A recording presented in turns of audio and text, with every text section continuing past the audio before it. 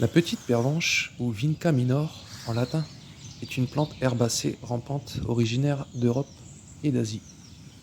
Elle est souvent cultivée comme plante d'ornement pour ses fleurs violettes ou blanches et sa capacité à couvrir rapidement de grandes surfaces de terrain. Ces fleurs violettes ou blanches apparaissent en mars et forment 5 pétales. Elle peut être confondue avec la grande pervenche, dite Vinca major en latin. La grande et la petite pervenche sont des plantes qui se ressemblent beaucoup.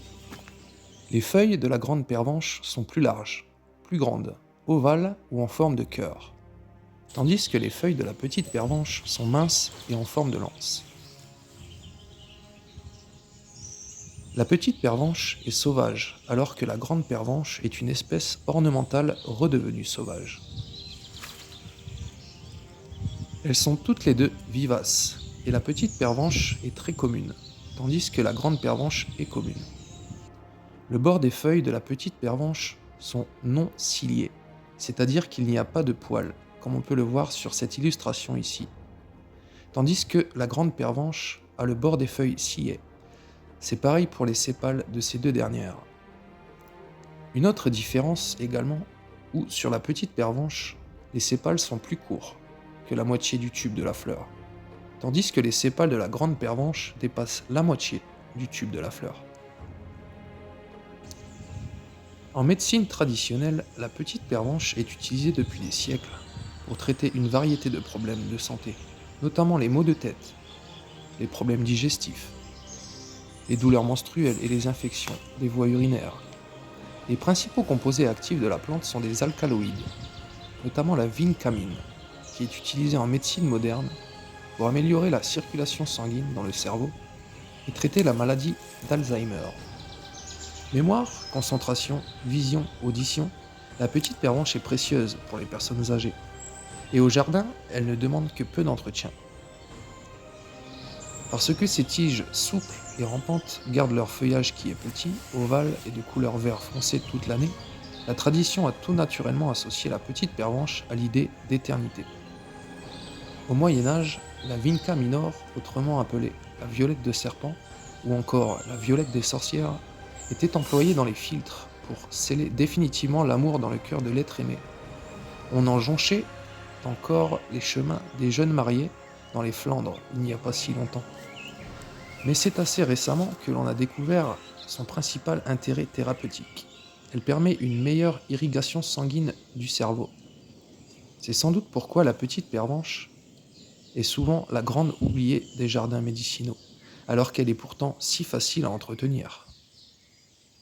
Au jardin, elle s'adapte à tous les sols, et les jardiniers qui connaissent sa générosité l'emploient comme couvre-sol pour dissimuler un talus à l'ombre, où rien ne pousse. La plante se multiplie au printemps, principalement par marcottage.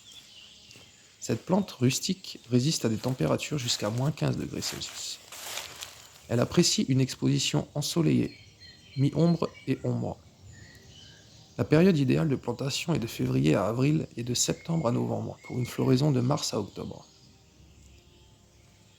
Ce sont les feuilles séchées de cette petite vivace qui servent généralement comme grand remède contre l'insuffisance circulatoire cérébrale. Il vous suffit de les récolter avant la floraison, de l'automne au mois de mars, et de les faire sécher à plat dans un endroit sec et aéré. Utilisées en décoction, ce sont les feuilles qui aideraient à lutter contre tous ces maux. Pour cela, mettez 30 à 50 grammes de feuilles séchées dans une théière, versez 1 litre d'eau bouillante et laissez infuser quelques minutes. Buvez 2 à 3 tasses par jour. Ces feuilles renferment en particulier un principe actif utilisé dans de nombreux médicaments, la vincamine, qui possède une action très bénéfique sur la circulation sanguine du cerveau. Par l'amélioration du débit sanguin des capillaires, on constate une meilleure irrigation des tissus. L'apport en oxygène devient alors optimal, permettant ainsi aux neurones des seniors de fonctionner bien mieux. La petite pervenche aide également à lutter contre les troubles de la concentration, de la vision ou de l'audition. Elle diminue aussi les pertes d'équilibre et les vertiges. Enfin, elle protège contre le froid de l'hiver. On l'utilise fréquemment en gargarisme contre les angines. Cependant, la petite pervenche contient également des alcaloïdes potentiellement toxiques, tels que la vincristine et la vinblastine, qui sont utilisés en chimiothérapie pour traiter certains types de cancers. Ces alcaloïdes peuvent causer des effets secondaires indésirables, tels que des nausées, des vomissements et des troubles neurologiques. En résumé, la petite pervenche est une plante attrayante avec une longue histoire d'utilisation médicinale, et qui doit être utilisée avec prudence en raison de ses effets secondaires potentiels. Par mesure de prudence, il serait préférable de l'utiliser en externe et demander l'avis d'un professionnel de santé pour une utilisation en interne. Voilà les amis, c'est tout pour cette présentation de la petite pervenche, dite Vinca minor en latin. Bisous à tous et à la prochaine vidéo.